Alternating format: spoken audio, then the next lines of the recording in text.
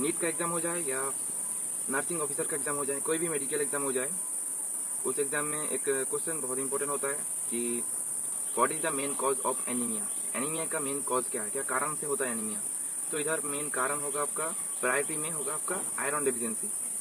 अगर किसी आदमी का, किसी पेशेंट का, किसी का भी आयरन का डेफिशिएंसी है तो उसको एनीमिया होता है, एनीमिया बोलता है उसको।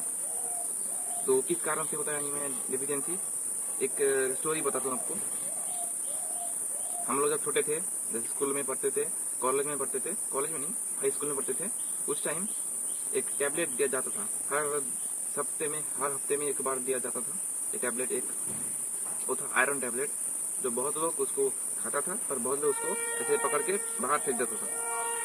तो उस टाइम उतना अवेयरनेस नहीं था, इसलिए बहुत लोग उसको कंज्यूम नहीं करता था। बहुत पेरेंट्स को लगता था कि वो टैबलेट से बहुत बच्चे का बीमार पड़ जाता है। कि एक बार हुआ था कि टैबलेट लिया और रात को एक के साथ में बहुत सारा बच्चा, जितना जितना लोग टैबलेट लिया, बहुत सारा बच्चा, मतलब कोई बेहोश हो जा रहा था, कोई उल्टी करने लग रहा था, क्योंकि डोज सही दे नहीं गया था, डोज बहुत ज़्यादा था, दे दिया था, डोज जो था वो बहुत ज़्यादा दे दिया था, इसलिए ऐसा साइड इफेक्ट होता। कोई भी टैबलेट हो जाए साइड इफेक्ट तो रहता है। तो वो जो टैबलेट दिया गया था वो ज़्यादा डोज का दे दिया गया था, डोज उतना नहीं बता नहीं गया था, इसलिए साइड इफेक्ट हो गया था उसका। साइड इफेक्ट से किसी बच्चा बेहोश हो गया, किसी बच्चा ऐसे बुखार आ गया, ऐसे उल्टी करने लगा, ऐसे हो रहा था। तो बहुत पेरेंट्स को लगा था कि ये तो टैबलेट अच्छा नहीं है, ये टैबलेट नहीं खाना चाहिए।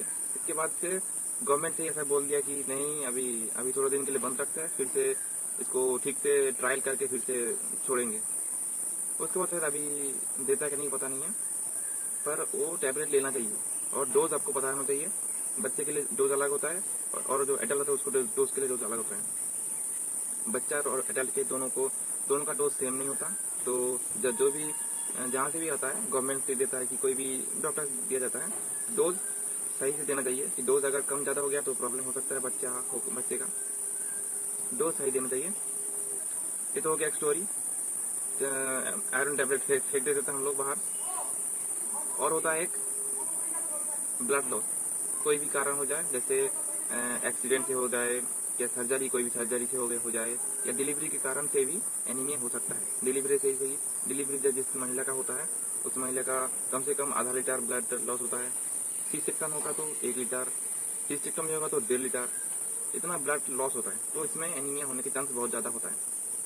इसलिए जो प्रेग्नेंट वुमेन होता है वो लोग को डॉक्टर एडवाइज करता है कि आयरन और फॉलिक एसिड लेना चाहिए और हर दिन लेना चाहिए। ये तो हो गया ब्लड लॉस। उसके बाद आता है जेनेटिक।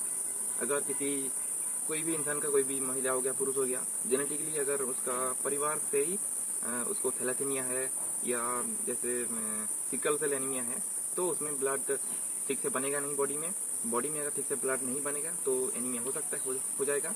तो उसी टाइम आपको डॉक्टर से बात करके उससे मेडिसिन वगैरह लेना है। उसमें प्रिकॉशन बहुत सारा होता है, उसको मेंटेन करना है। क्योंकि उस पेशेंट का अगर किसी कारण से कोई भी जगह कट लग जाए तो ब्लड रुकता नहीं है, ब्लड रुकेगा ही नहीं, क्योंकि उसका बॉडी में, उसका शरीर में जो प्लेटलेट वो बहुत कम रहता है, तो ब्लड क्लॉट होगा ही नहीं, ब्लड निकल भी जाएगा। तो उसको अगर ऐसे निकलते रहेगा तो ब्लड लॉस हो जाएगा, एनीमिया हो जाएगा। और बहुत ज़्यादा ब्लड लॉस हुआ तो कोई भी इंसान का डेथ भी हो सकता है। तो बहुत संभाल के रहना पड़ता है वो सब, पुरुषों को, महिला को, कोई किसी को भी।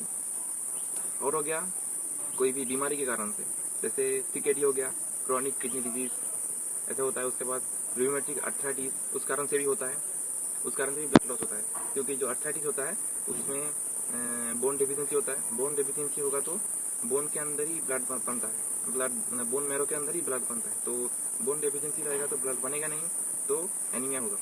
ये तो हो गया। सीकेडी से क्या कैसे होता है, क्योंकि सीकेडी से किडनी के अंदर ही एक हार्मोन रहता है एरिथ्रोपोइटिन, वो हार्मोन ब्लड बनने में उसको हेल्प करता है। वो अगर नहीं रहेगा तो ब्लड बनेगा ही नहीं।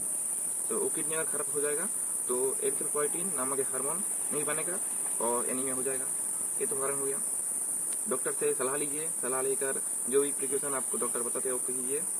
और मैं अगर आपको सलाह दूं तो मैं सिर्फ दूंगा आपको कि हरी सब्जियां जो है तो होता है, जिस सब्जी में ज़्यादा आयरन रहता है उसी को सेवन कीजिए।